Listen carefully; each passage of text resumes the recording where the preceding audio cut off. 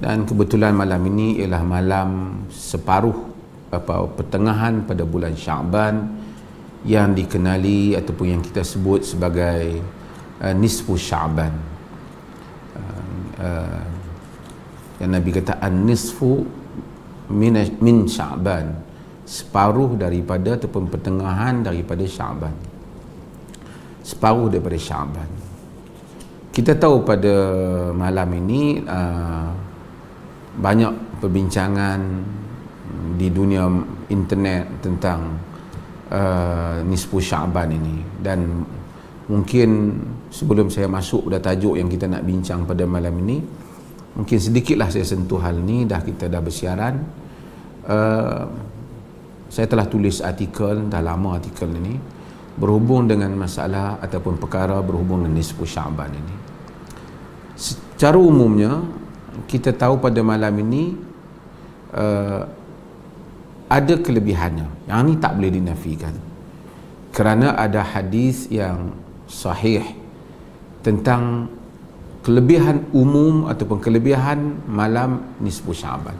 Bulan Sya'ban itu sendiri ada kelebihan dia, kerana Nabi SAW memang banyak berpuasa pada bulan Sya'ban.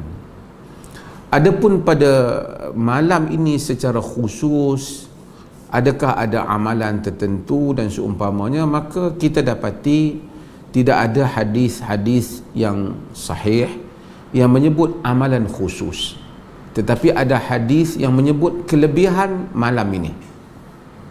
Maka saya telah sebutkan sejak lama bahawasanya ada hadis yang sahih berhubung dengan malam nisfu Sya'ban, iaitu hadis yang antaranya yang diriwayatkan oleh Al-Imam Ibn Hibban, diriwayatkan oleh Al-Bazzar, di mana Nabi SAW telah menyebut, innallaha la yattali'u fi lailatin nisfi min Sya'ban fayaghfiru li jami'i khalqihi illa li musyrikin aw musyahin. Kata Nabi, innallaha la yattali'u fi lailatin nisfi min Sya'ban. Allah melihat kepada hamba-hambanya pada malam separuh nisfu, pada malam separuh daripada Sya'ban. Fayaghfiru li jami'i khalqihi, diampunkan semua hamba-hamba dia. Mudah-mudahan kita termasuk. Illa li musyrikin, melainkan kepada seorang yang musyrik, wa au musyahin, yakni orang yang bermusuh, yakni benci sama-sama Islam ni sampai tak ada tempat. Ini pun perangai juga kadang-kadang, oleh kerana perbezaan pandangan sampai benci sesama. Tak setuju dengan pandangan itu biasa, tak setuju dengan pendapat itu biasa. Ini tak setuju ke pendapat, maki hamun orang, benci orang tu, buat benda-benda yang tak elok. Ini tak mendapat keampunan pada malam nisfu Sya'ban ini. Jika kita lihat kepada hadis ini yang sahih ini, maka kita dapat simpulkan bahawasanya ada kelebihan pada malam nisfu Sya'ban. Maka sayugia untuk kita pada malam nisfu Sya'ban ni, kita banyakkan salat ataupun kita salat sunat, istighfar, minta keampunan, baca Quran ke apa, secara umum, amalan secara umum. Tetapi secara khusus, ada salat khusus malam nisfu Sya'ban? Tak ada. Ada satu bacaan-bacaan Quran, surah-surah khusus untuk dibaca pada malam nisfu Sya'ban? Tak ada. Siapa kata? Bukan saya kata. Ini telah disebut oleh para ulama sejak dahulu. Saya sebut sikitlah.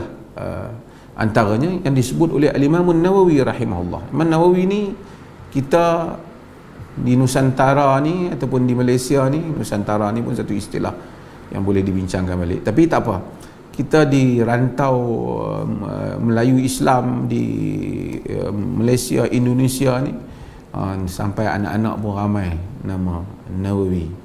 kerana besarnya pengaruh Al-Imam Nawawi rahimahullah, tokoh alim dalam mazhab Syafi'i. Kitabnya yang menjadi teras iaitu kitab dalam mazhab Syafi'i yang menjadi rujukan dalam hukum hakam fiqh, iaitulah kitab Al-Majmu' Syarh Muhadzab. Dalam Majmu' Syarh Muhadzab, yang ni boleh sesiapa yang menonton ni dia boleh balik buat rujukan lah. Dalam jilid yang keempat, muka surat 56, cetakan Darul Fikir, cetakan lama, hak panjang ke saya beli masa saya di Jordan ni. Kata Imam Nawawi, solat yang dikenali dengan solat ni, saya terjemah siap-siap untuk mudahkan kita pada malam ni, penonton ni bukan semua. Solat yang dikenali dengan solat ar-raghaib, iaitu solat 12 rakaat ditunaikan antara maghrib dan isya pada Jumaat pertama bulan Rejab. Juga solat nisfu Sya'ban sebanyak 100 rakaat. Kedua-dua salat ini bid'ah lagi mungkar yang jelek. Yang ni bukan perkataan saya, ini perkataan Al-Imam Nawawi rahimahullah ta'ala. Jangan kamu terpengaruh disebabkan keduanya disebut dalam kitab Qutul Qulub. Qutul Qulub ialah kitab Abu Talib Al-Makki, kitab Qurani yang bercakap, kitab yang baik, tapi dia ada masalah di segi hadis. Dan Ihya Ulumuddin, ini Imam Nawawi yang sebut Ihya Ulumuddin. Nawawi meninggal pada tahun 1976. Dia kata kitab Ihya Ulumuddin ada hadis yang tak sahih mengenai ini. Ada orang dia komen, dia kata apalah Dr. Mazhar pergi kata kat kitab Ihya Ulumuddin, ini kitab yang diterima oleh semua ulama. Al-Imam Al-Ghazali di sudut imamah dia, di sudut keimaman dia di dalam bidang usul, cukuplah dengan kitab Al-Mustasfa yang menzahirkan kepribadian, keagungan pemikiran usul Imam Al-Ghazali. Juga sumbangan kitab Ihya Ulumuddin di dalam pentarbiyahan tidak dinafikan. Tetapi di sudut hadis-hadis, ulama-ulama hadis semuanya bersepakat ada hadis sahih, ada hadis dhaif, ada sangat dhaif, bahkan ada yang palsu.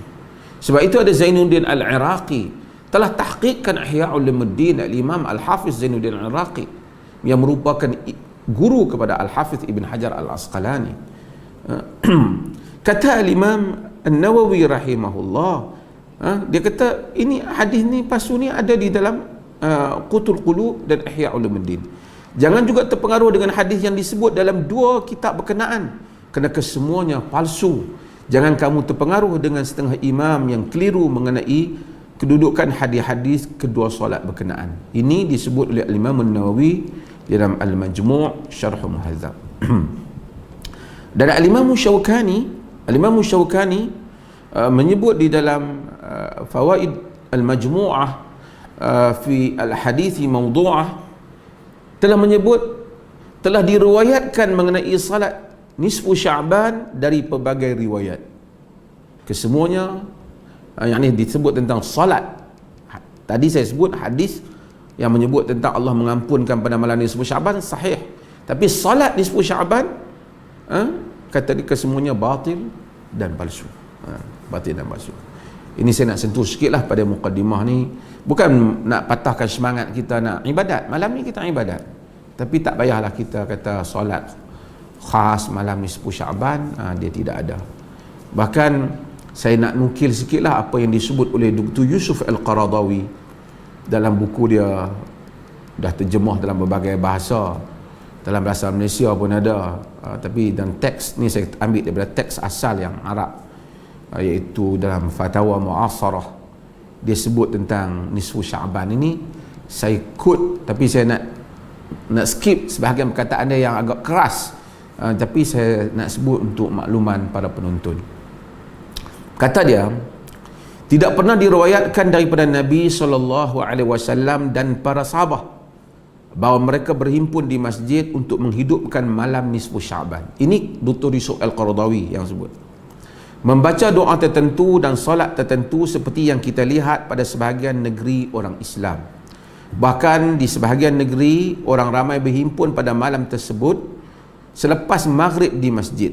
Mereka membaca surah Yasin dan solat 12 rakaat dengan niat panjang umur, solat 2 rakaat dengan niat panjang umur, 2 rakaat yang lain pula dengan niat tidak bergantung kepada manusia, Kemudian mereka membaca doa yang tidak pernah dipetik dari golongan salaf, yakni golongan salafus salih, para sahabat tabi'in, atba'ut tabi'in. Ia satu doa yang panjang yang menyanggahi nas-nas Al-Quran dan Sunnah. Dia sebut, tapi dia tak sebutlah spesifik apa, dia kata ada negeri yang buat macam ni. Serta bercanggahan dan bertentangan pula dengan isi kandungannya. Perhimpunan Nisfu Sya'ban seperti yang kita lihat tu, perhimpunan seperti itu, yang Nisfu Sya'ban yang kita lihat dan dengar berlaku di sebagian negeri orang Islam, kata dia adalah perkara yang diada-adakan, yakni tidak ada nas. Ini yang disebut oleh Dr. Yusuf Al-Qaradawi tentang amalan Nisfu Sya'ban. Walau bagaimanapun, seperti mana yang saya sebut tadi, bahawasanya kita akui bahawasanya malam ini ada kelebihannya, terutama belah kita dalam keadaan kita semua ni, dalam perintah kawalan pergerakan ini, kita siang pun tenaga tak banyak habis, malam ni kita tumpukan pada ibadah. Lagipun sepatutnya seorang Muslim ini berusaha untuk tidak meninggalkan qiyamul lail.